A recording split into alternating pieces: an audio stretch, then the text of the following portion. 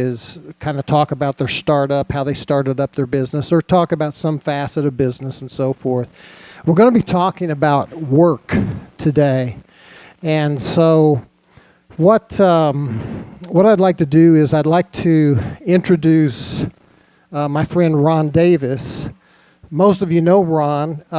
Ron's got a background in podcasting and interviewing and Toastmasters, and he's just a local commentator and speaker, and he's a questioner. As long as I've known Ron, he likes to ask you probing questions to kind of get to the depth of something. So I asked him if he would mind interviewing Dr. Mason and I'm going to turn the program over to Ron at this point, and he'll tell you what the format is, and hey, it'll be a big surprise to me as well. So yeah, if we can shut these doors, that would be great. So thank you. Yeah, I was going to wait at the end of the day today, because we'll finish up a little bit before 1 o'clock, and we're going to give some announcements, and Dr. Mason's going to talk about next month in April. We're actually going to support an event at McMurray, and we did the same thing last year. So next month we won't be meeting here. We always meet here the second Monday. But next month we'll be out at McMurray, but he'll tell us more about that a little bit later today. So, Ron? Thank you, Mike. So I'm supposed to do introductions, and I think Mike just introduced himself. So we don't have to worry about that one. Dr. Paul Mason is the Dean and Professor of Economics at McMurray, the McMurray School of Business. He's got a PhD in economics from the University of Texas. He's a co-author of over 40 articles and the book, The Economic Consequences of State Lotteries. Dr. Mason's wife, Julie, is a math teacher and teaches it both at the upper school and has taught it at McMurray. And he has 3 children, all of which are highly educated, looking at his bio. We're going to let Dr. Mason give us a brief opening remarks, and then we will be doing just questions. I will ask questions. They will answer them, possibly argue amongst themselves, and we will see how this all works out. So, Dr. Mason? Thanks, Ron. First, to protect myself and my job at McMurray, a Methodist liberal arts university, Mike asked me to adopt the stance in this debate of promoting the agnostic perspective on work. I believe that what he really means is the existential perspective on work. But I want you to know, and since Mike is taping this and videoing this, that my commentary in this regard does not necessarily represent my personal value system. Since Mike proposed it, let me first define what it means to be agnostic. An agnostic is a person who believes that nothing is known or can be known of the existence of the nature of God or of anything beyond material phenomena. A person who claims neither faith nor disbelief in God. Thus, an agnostic believes that there may be a God or may not, but proceeds to formulate his or her own opinion on existence and motivations for activities during life. This includes the reasons to work, play, love, hate, lie, cheat, etc. However, this perspective is identified in the philosophy literature as existentialism. Existentialism is a philosophy that emphasizes individual existence, freedom, and choice. It is the view that humans define their own meaning in life and try to make rational decisions despite existing in an irrational universe. It focuses on the question of human existence and the feeling that there is no purpose or explanation at the core of existence. It holds that as there is no God or any other transcendental force, the only way to counter this nothingness, and hence to find meaning in life, is by embracing existence. Thus, existentialism purports that individuals are entirely free and must take personal responsibility for themselves, although with this responsibility comes angst, a profound anguish, or dread. It therefore emphasizes action, freedom, and decision as fundamental and holds that the only way to rise above the essential, absurd condition of humanity, which is characterized by suffering and inevitable death, is by exercising our personal freedom and choice, in other words, a complete rejection of determinism. Existentialism applied to work implies that individuals decide how much and what kind of work they perform, predicated on their personal preferences and aptitudes for creating value in the economy. There is a common euphemism that those who can do, those who cannot teach. I have never believed that phrase. Rather, I believe that it should be those who choose to do, those who choose not to do, teach. Constrained by existentialism, I chose to teach 42 years ago rather than becoming a professional economist for some private sector firm, working in industry, or working for the Fed. Why does one work under this doctrine? To create the spendable resources to support him or herself and family members so as to attain the maximum fulfillment of unlimited wants, to quote Adam Smith.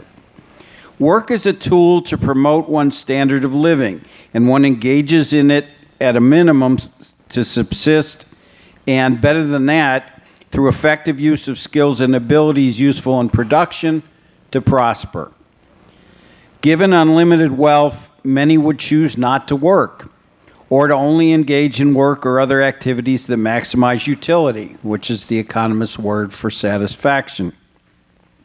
From an existential perspective, while life is a process of suffering and eventual death, work provides the resources to enjoy what can during the suffering, and it can also help postpone eventual death by providing the resources to maintain health for as long as one can. It is also true that work can be rewarding beyond the pecuniary implications. Find a job you love, and you will never work another day in your life. So why does an existentialist or agnostic work?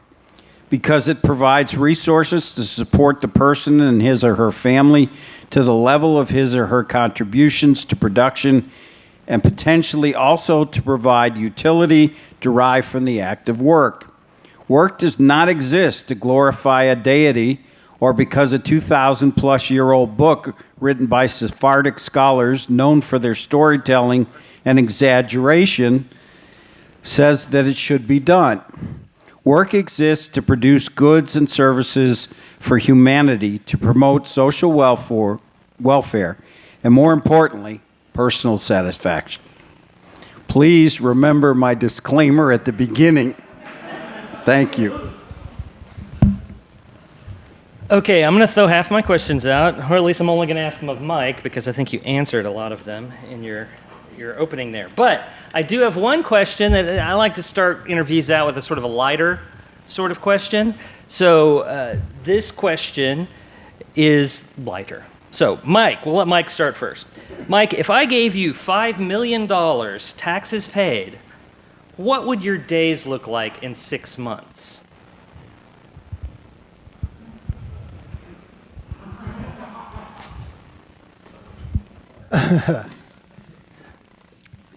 Honestly, I don't think it'd look much different than what they are now, to be honest with you. I would probably take the money and do something I think is meaningful with it. And as opposed to a purely existential point of view, I do have an alternative point of view, and and a lot of times in Christendom, we'll talk about things about the kingdom of God per se. And so as I view meaning in this life, I would apply those funds to the things that, that I think bring meaning to other people. I think looking at my history and what it is that I believe that God's done in my life, that I would continue just doing some of the same types of things that I'm doing, maybe just on a larger scale. All right, Paul?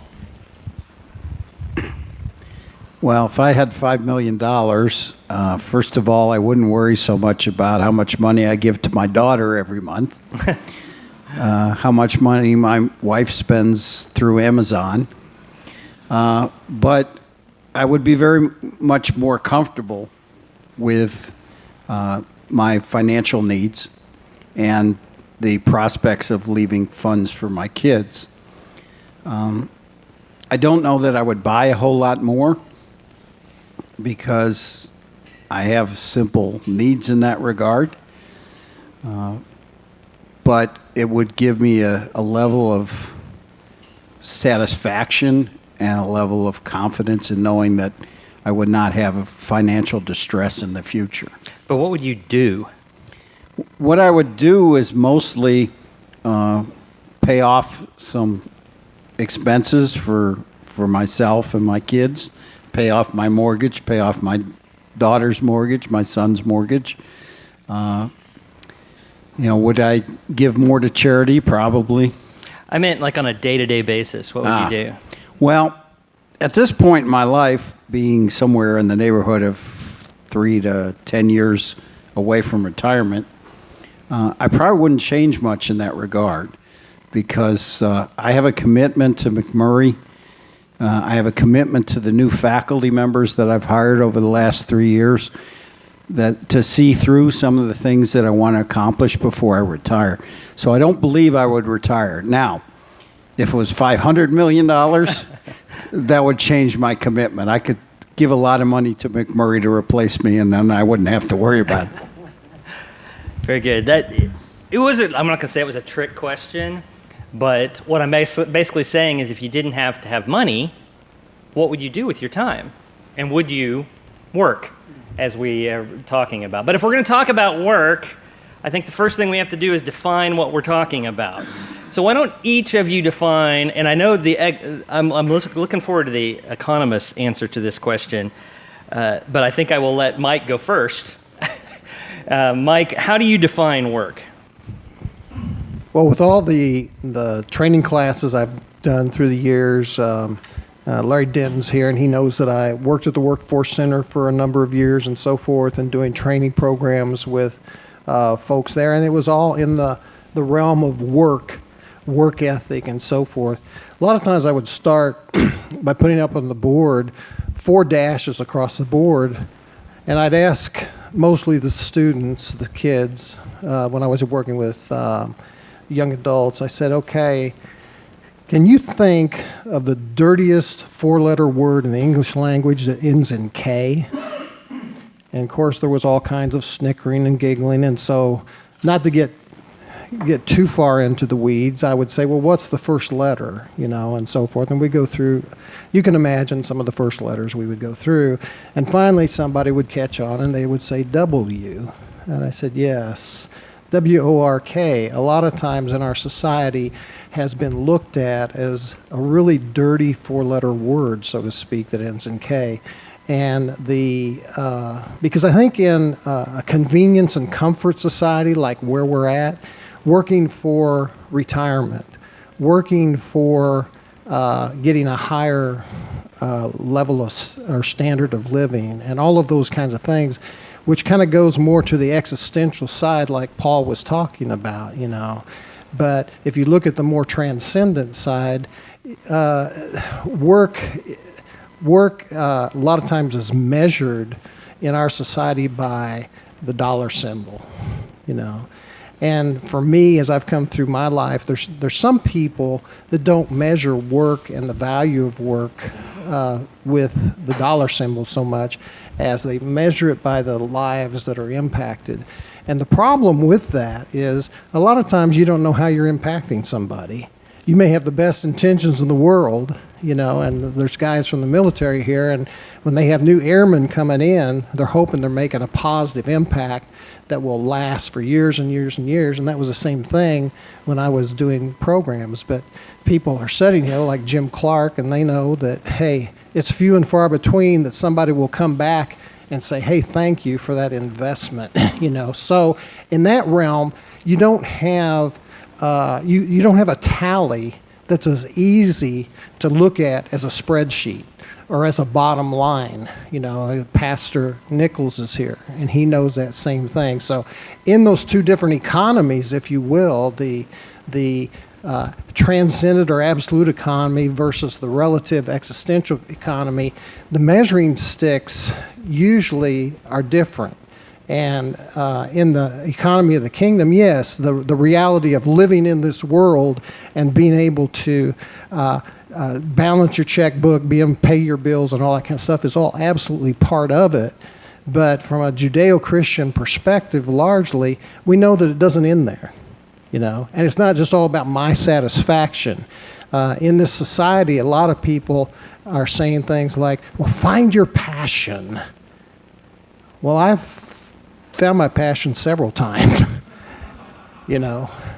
And she said, no, I found my passion several times, and passion changes, and seasons of life change, and so forth. And so just leaving that as a comment, and I forgot what your question is. So I just I will say that that's my next question. But my current question was, how do you define what work is? So after you did the 4-letter word, what did you say that was? Yeah, in work, what I try to direct people to is their giftedness. So work for me is in the context of what we call calling.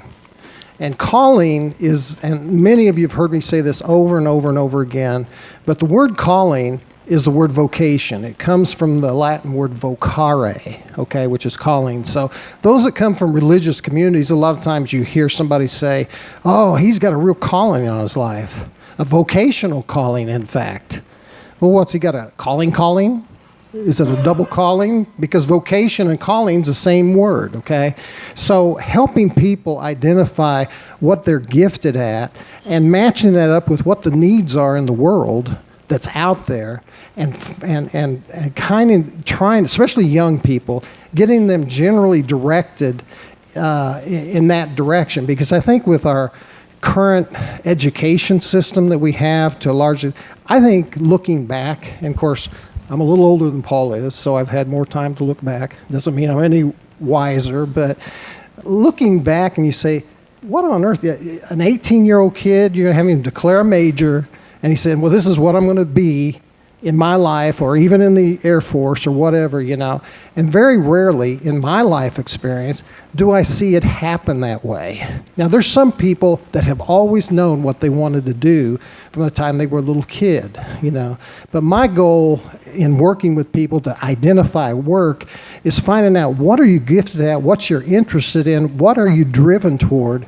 And in Ecclesiastes it says, try 7 or 8 different things and put it out there and see what kind of return you're going to get on those things. So it's more like that when I try to talk to people about work and finding the right work for themselves. All right, so Paul, and I actually have slash labor, because that's more of an economic term. But what is work or labor? Are they the same thing? Maybe I'm wrong. You're the economist. No, work is more extensive than labor. Okay. Labor is working for somebody else. Okay.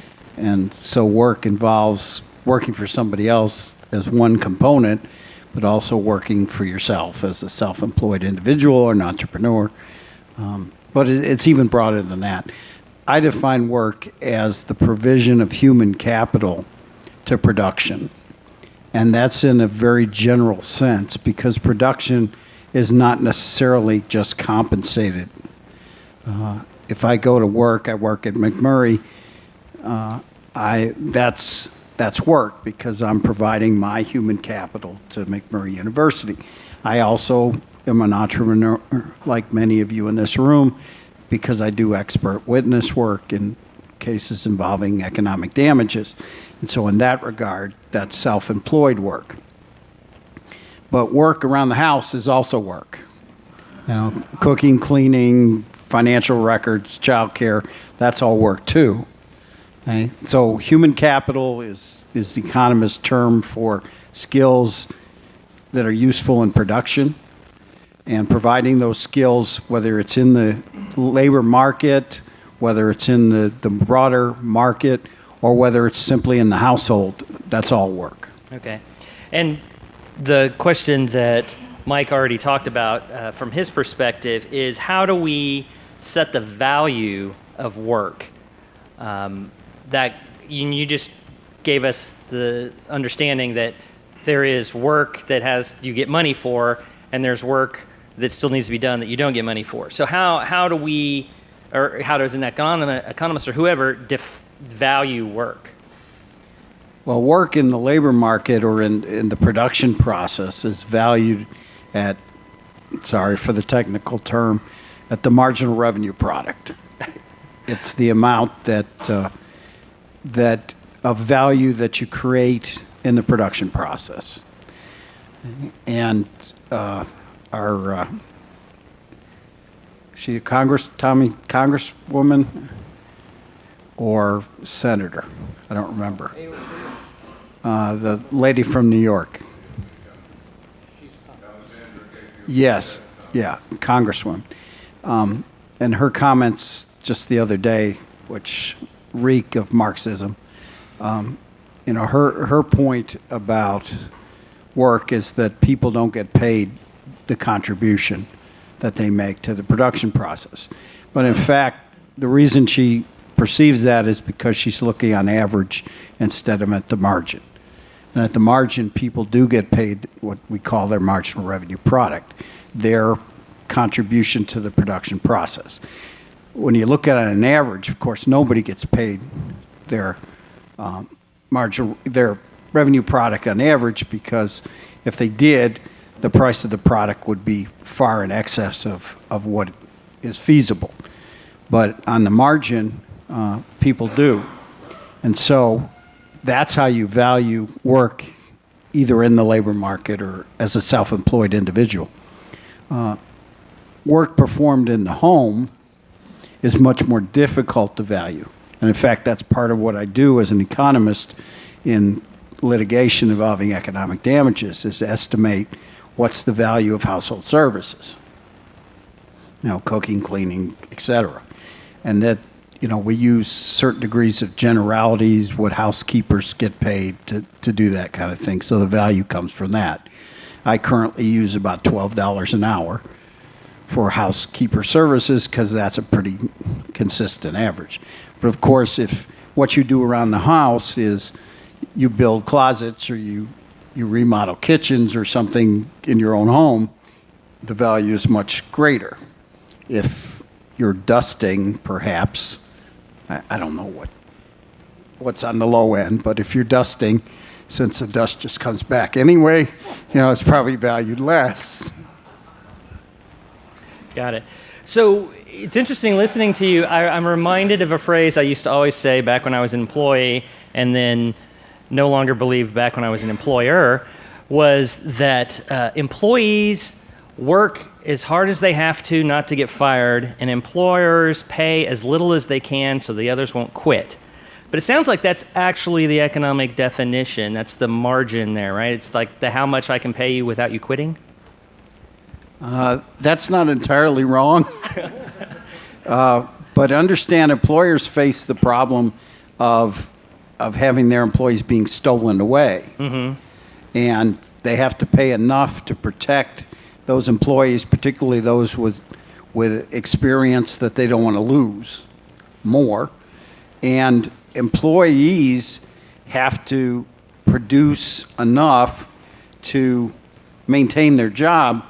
But in addition, if there's room for advancement, they need to work hard enough that they have the potential to obtain that advancement and therefore the higher salary associated with it. Right. So there is a lot of talk in the news, and you brought it up, so I'll follow up with it, about how much people should be paid. And as someone who's done a little bit of study of philosophy, once you hear the word should, you're talking about morals, basically. Like you should be paid this much, not it's that raw economic value. So we'll let Mike answer this one. How should an employer determine what they pay their employees?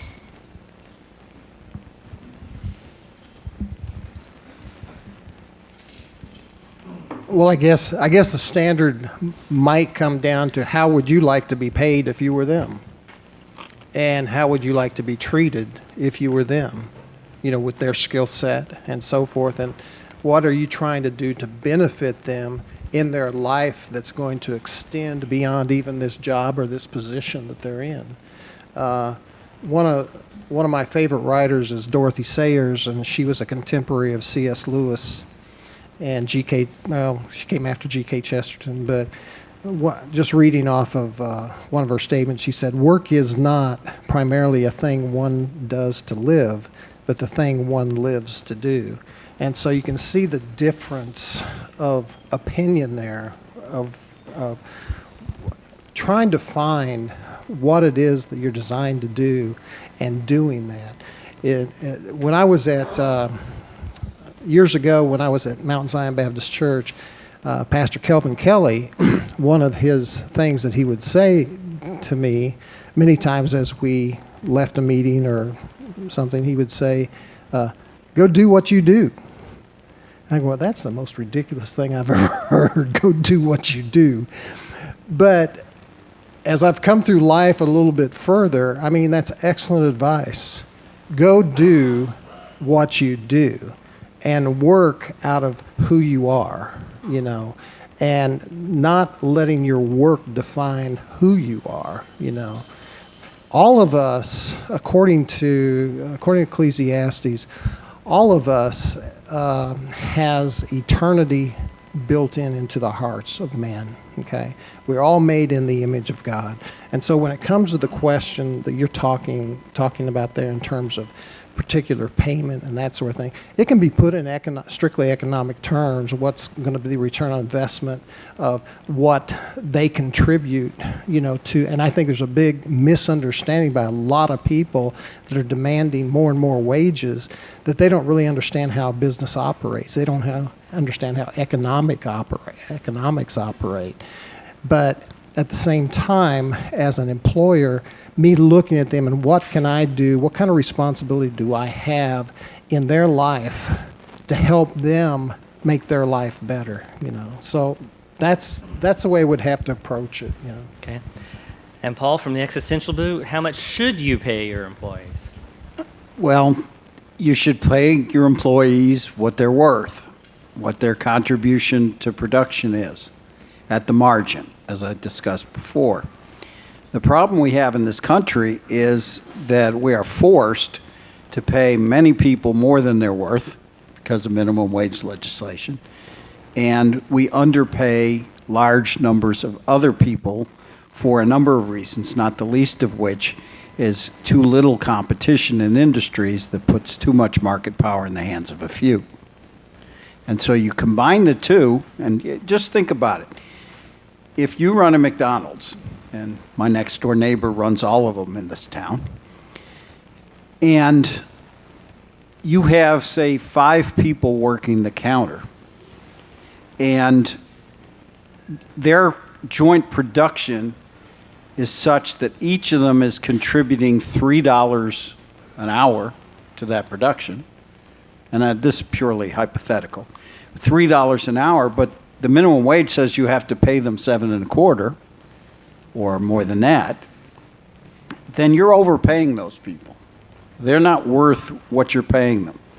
This is particularly true of teenage workers who are just learning the work world, and the government forces us, employers, to pay those teenage workers the minimum wage when they're not necessarily worth it. And so as a consequence, you see the overpayment there. If you're overpaying the counter work at McDonald's, then you're underpaying the managers to compensate for it. Actually, I don't go to McDonald's much, but I go to Burger King quite a bit. And we know one of the managers at the Burger King there on Antley, and she gets paid very little more than the counter help does because they can get away with it and because they can't afford to do otherwise. Okay? However, the guy that owns the McDonald's here in town owns 5 of them, plus the one in Clyde. Okay? And he owns the property next to me, and he owns another house and another ranch and horses and cattle. And he didn't do that by paying his employees what they're worth. Okay? So the bottom line is, because there is market power, not just in fast food, but across industries, the bottom line is that people are being underpaid because the employers have the market power. Okay? People should be paid their marginal revenue product, what they contribute to production.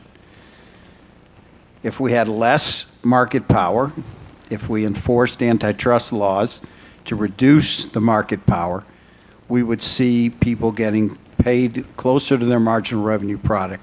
We'd see less income inequality, and the economy would grow more rapidly than it already does. I need to follow up on that for just a minute. Example I just thought of, probably 6 or 7 years ago, I had a little window cleaning business, and I started myself just cleaning windows. And I built it up to a certain point to where I was going to need somebody to come and help me with that. And so I thought, because I've always kind of had a heart for the sort of the down and out, so to speak, I always wanted to give a chance to somebody to be able to raise themselves up. And so, but I've worked in the industry with folks in those sectors long enough to know that not all things are equal. And so I would cause somebody to come and shadow me while I was working. And it didn't take very long for me to figure out who was really going to be interested in my business, who was going to be interested in really working and that sort of thing, you know. And finally I ran across a guy who found out about me, and he came and he started working. Now, understand, I was doing this by myself, and I was probably at that point making a total of $20 an hour or something for my labor, okay? And so Jody came along, and just within minutes, you know, he wanted to pick up tools and start doing stuff and asking me questions and all this kind of thing, you know. And I knew right away that, hey, this is somebody that's serious, going to be serious about my business and so forth. So I asked Jody, I said, so what would it take for you to come to work for me? And of course, this was probably 2011 maybe or something like that. And I was a startup business. And like I said, I was probably making maybe $20 an hour. He said, $15 an hour. And I go, okay. And so I agreed to that. And I didn't know where that $15 an hour was going to come from. You know, I really didn't. But once he got on board, we started doing more and more. And just within a very short period of time, we were doing about $60 an hour, okay? And so I could pay him that $15 an hour because of his work ethic, you know. And